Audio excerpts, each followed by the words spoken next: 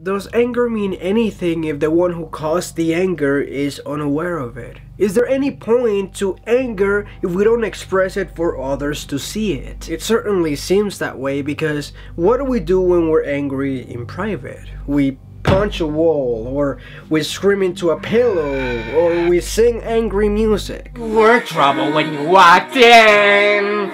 Shame on me, I took you to places I've never been. Those are all methods to get rid of the anger, because when we're angry in private, we either try to get rid of the anger or we plot ways to manifest that anger. One of the most common ways we manifest our anger is by raising our voice. It gives us the illusion of power and dominance. It belittles the other person. I mean, yeah, it's highly ineffective at solving any sort of issue, but at least it makes more sense than taking it out on inanimate objects. Just think about how dumb it is to slam the door after you leave a room angry. The door did nothing. It's not the door's fault, and if you do it enough or hard enough, you might break that door. This is actually a PSA for doors. No, it's not. Slamming the door may be stupid, but it is a statement. You're saying, hear this loud sound of a door closing. That totally means I'm angry. So angry, in fact, that I have no care for this door that has been thus far such a positive thing in my life. Protection, just no noises and stuff like that. I mean, doors are great. Just a note though, it is a waste of door slamming if you forget something in the room. So while I advise overall just generally gentle door closing, if you must slam it, make sure it's worth it. Sorry, forgot my keys. I'm still angry though. We also punch walls or slam our hands on tables as if saying, hey, I have enough control to not hit you, but I'm imagining that this object is your face, and your face is actually really hard, and I may have broken a few fingers or my whole hand. That last part is optional and not recommended. But yeah, at extreme points of anger, we actually hit the person as if saying, here is some physical pain for what you did. Actually, it's exactly that. And again, highly ineffective at actually solving any sort of problems, but anger demands to be expressed, and writing an angry letter just doesn't have the same punch as a punch.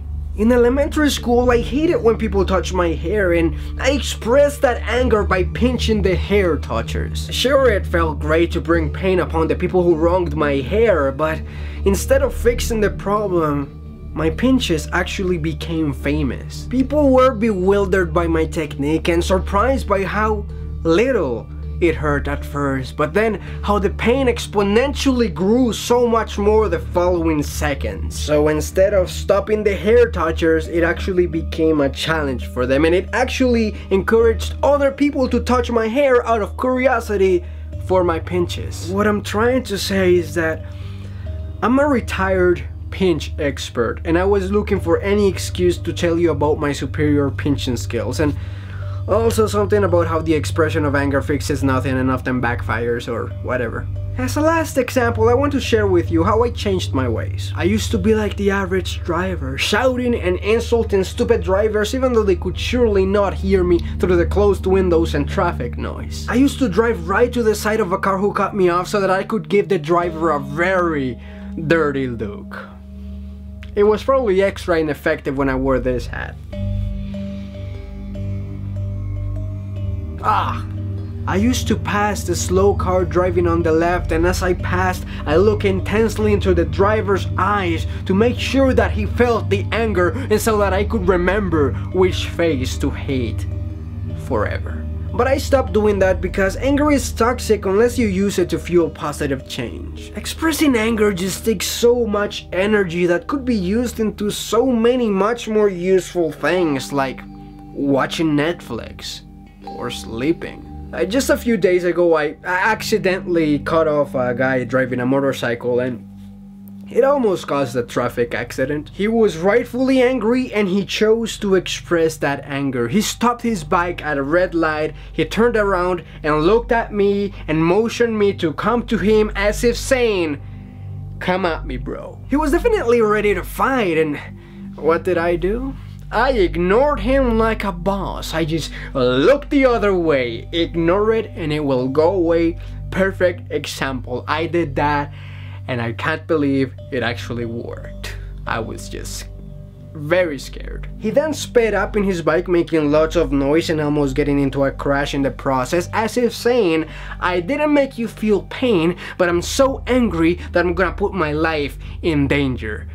Stupid idiot. He was rightfully angry, but in expressing his anger the way he did, he just looked stupid and made a worse mistake than the mistake which had made him angry in the first place. My point is, find a way to relieve yourself of anger in a way that's not hurtful to you or anybody else. That guy was actually lucky. Had he insisted in fighting me, he would have been shocked to stumble upon the realization that I am a black belt pincher.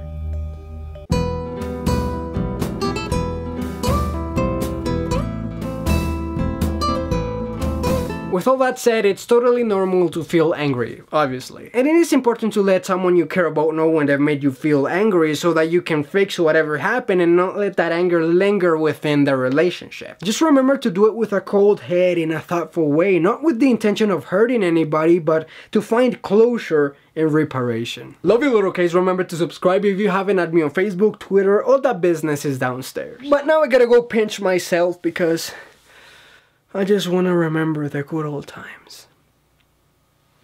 See you later, crocodile. So I'm lying on the courthouse ground. Trouble, trouble.